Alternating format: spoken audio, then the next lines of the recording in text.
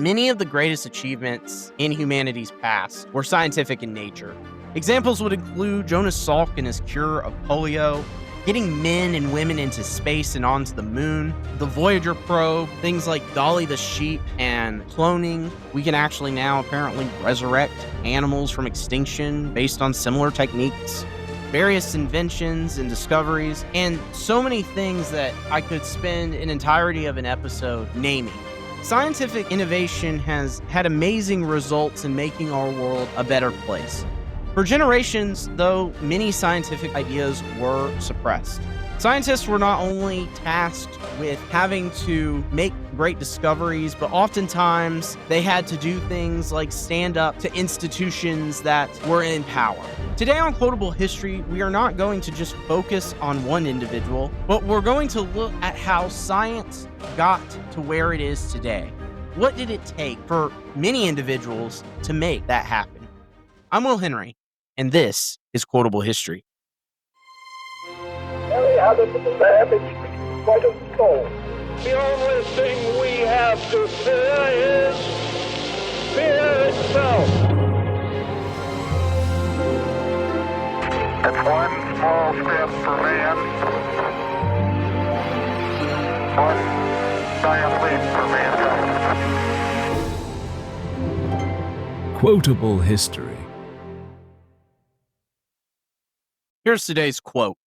If I have seen further, it is by standing on the shoulders of giants. If you would like to pause here and guess who it is, go ahead and do that now.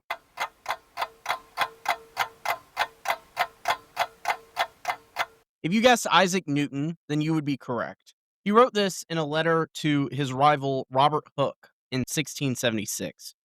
You may have heard other versions of this quote elsewhere, but looking at it within Newton's context is very interesting. Newton was writing this at the tail end of 150 years of history, which was known as the Scientific Revolution. During this period, many individuals made discoveries about the earth and the heavens that changed everyone's perception of the natural world. So with all of that being said, let's jump back to the 1470s. Now picture this. Imagine being Polish in the early modern era. You're outside on a winter's night after a long day at your church job, and you're thinking, that's really weird. The sky seems to be moving differently than how everyone says it should be moving. Well, then your name may be Nicholas Copernicus. Copernicus was born in 1473. He went on to many different universities studying a lot of different subjects, but at one point he went to go live with the lead astronomer of the University of Bologna. He would occasionally work as his assistant, and this gave Copernicus a sense of something fishy going on in what was known then as the heavens or just space.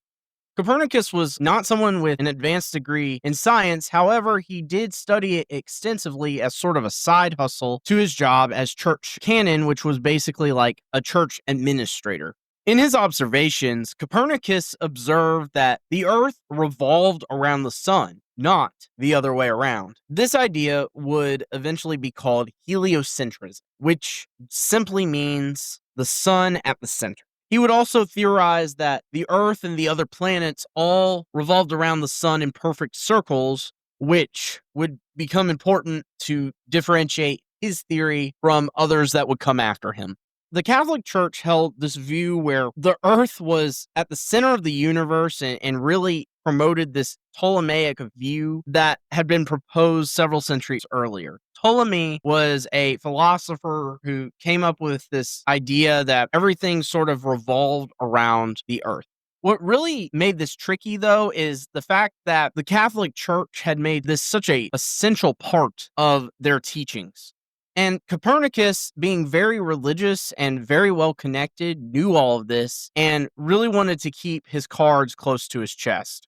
He would initially put this model out there with kind of a soft launch in a book called Commentariolus, which was criticized when it was circulated and wasn't really being published. He then would wait and publish On Revolutions of Heavenly Spheres in 1543, strategically right before his death.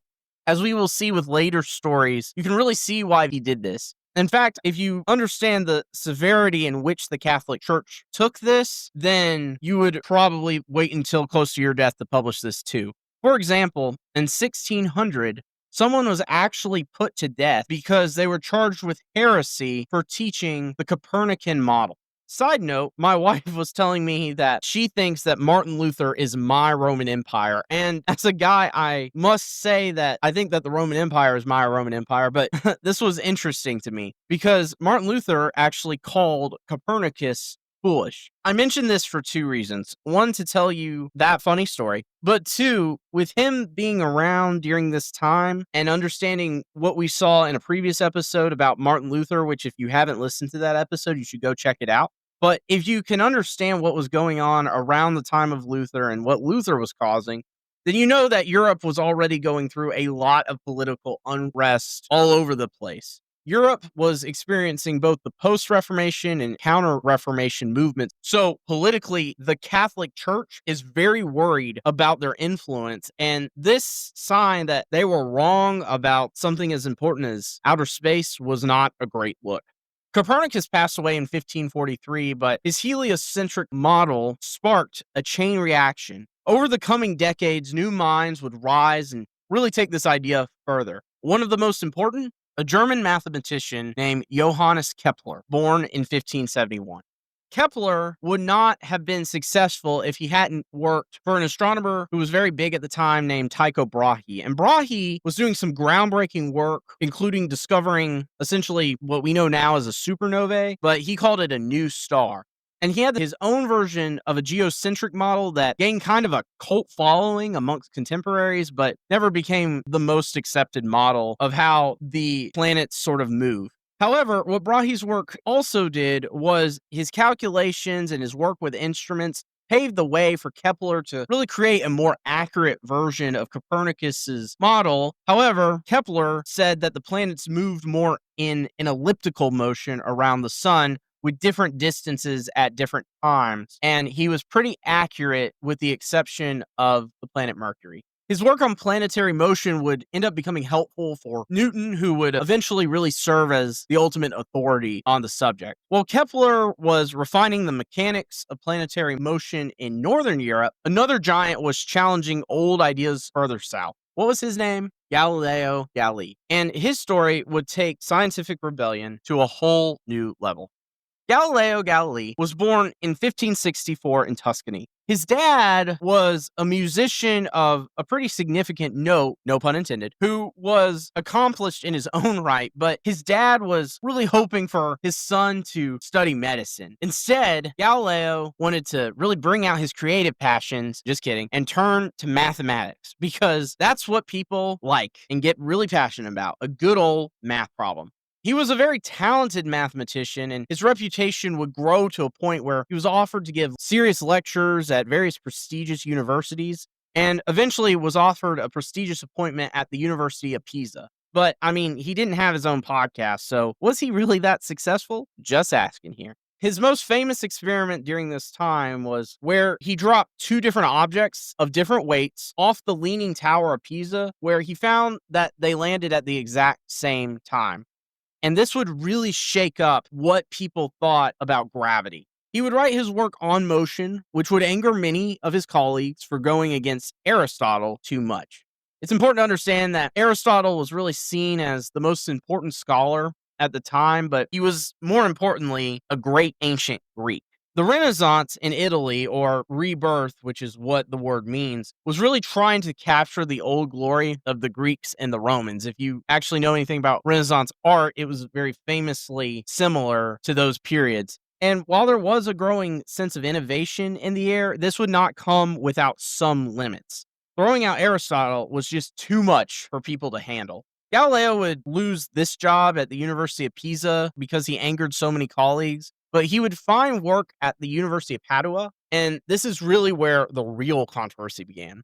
He had heard of some Dutch astronomers working on what would become known as his telescope, and in 1609, he would really develop one himself. It was with this telescope that he made some of his most famous discoveries.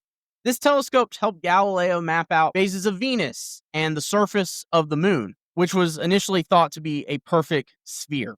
He would also discover 4 moons on Jupiter, which he would name after the Medici family, though these names were not widely adopted, which is why we don't hear about these moons today. He would also discuss imperfections that he noticed really in the sun. His main crime, however, was that he also adopted the heliocentric model that Copernicus adopted. And as I said earlier, this idea had the potential to get someone killed. What seemed like a stroke of luck at the time, Galileo's old buddy ascended to the papacy and became Pope Urban VIII. Now, in a rather bizarre way, Urban was impressed by Galileo's work, even though he didn't agree with it, including his heliocentrism, and it really encouraged Galileo to publish his heliocentric take hypothetically, basically saying, if this were to take place, then this is how this would work.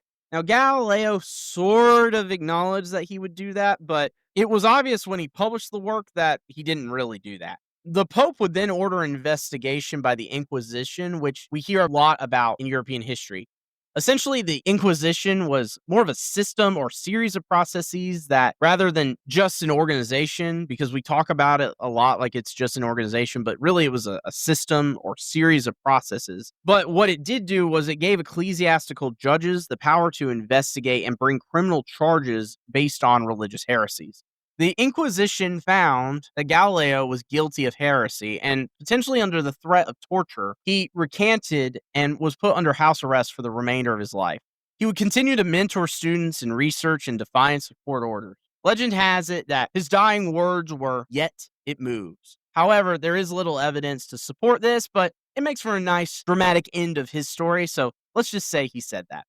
So we've talked about a lot of really famous scientists during this time, but it's also important to remember that there were some other big thinkers who were big in pushing the scientific revolution as well. Sir Francis Bacon, who was a British member of Parliament, really loved science and kind of gave a framework that would eventually become the scientific method that we use today. René Descartes, a mathematician and philosopher, took on the question of doubt by removing all previously held beliefs and went back to the fundamentals, saying, "I think, therefore I am," which was the only thing that he could be certain of, and then would base everything else off of that. By the time Isaac Newton had come onto the scene, the groundwork had been laid by generations of scientists pushing against the grain. But Newton would synthesize their ideas and push them even further.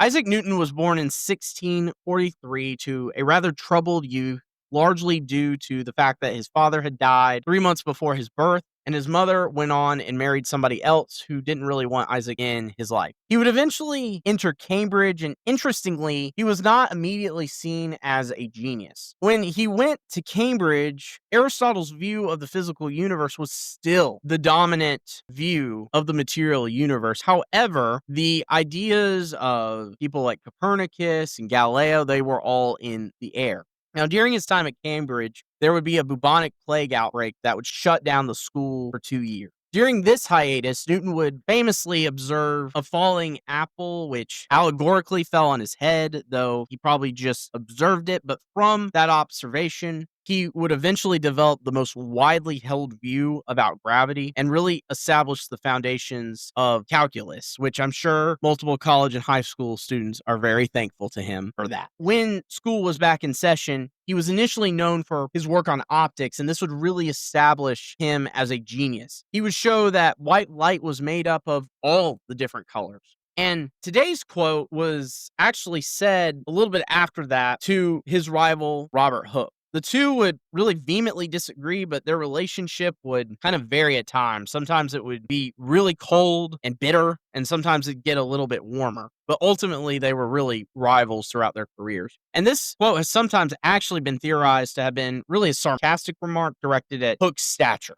though we cannot be absolutely sure of this. He would then go on to write the Principia Mathematica in 1687, which would really state his famous laws of motion and observations of the universe. These are still relied upon today, and many consider Newton, because of this work, to be the greatest physicist of all time. So why does all this matter? Well, for one thing, while the science of these men was not totally accurate, the process in which these discoveries were made really speaks to the beauty of the scientific process. They would lay the foundations for each other to build off of, and each one would get closer to the truth. But another lesson is that oftentimes institutions really hate views and hate evidence that threaten their survival. In this episode, I mentioned that Aristotle, at the time when all of these events were taking place, Aristotle was the most respected thinker of the day. And that is not in and of itself a problem. But what is problematic is that when there was differing evidence presented, it was immediately shot down due to the fact that it contradicted Aristotle. When evidence was brought against the church's view on science, it was seen as a threat to the faith. But think about it. That's not a foreign idea. Governments, companies, universities, and so many other institutions shut down solid evidence that doesn't fit various narratives. The media does it. So many different institutions are responsible for this. And their motives are diverse. Sometimes it's in the view of public interest, quote unquote. But a lot of times it is just a self-defense technique designed for self-preservation. But ultimately, the scientific revolution paved the way for great achievements that I mentioned earlier, like going into space and helping us further understand the universe. And if the knowledge hadn't been discovered by these men, then we would not be able to do any of that. We have a better understanding of the world and a better process for understanding science because of what these men and women within that period did. I'm Will Henry, and thank you for listening. Thanks for listening to Quotable History. If you enjoyed this episode, do me a favor. Text the link to a friend who loves history. Just one person. That's how we grow, one curious mind at a time. I want to give a special thanks to my wife, Rachel Henry, whose support, patience, and essential editing really helped make this podcast possible. Follow Quotable History on X, Instagram, Facebook, and TikTok for more content and to keep the conversation going. Until next time, have a great week.